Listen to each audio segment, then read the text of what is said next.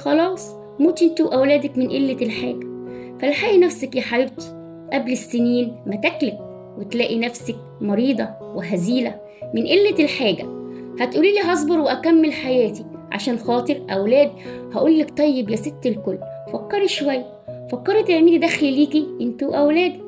اعتمدي على نفسك، اعملي اي مشروع صغير.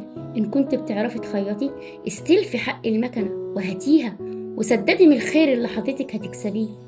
ان كنت بتعرفي تطرزي او بتشغلي شنط، ابكات، اي حاجة اعملي وبيعي للناس اللي حواليكي، لأهلك، لجيرانك. صدقيني ربنا موجود وهيفتح ليكي كل البيبان، بس حضرتك اسعي اسعي وتوكلي على ربنا، وربنا معاكي ومش هيسيبك.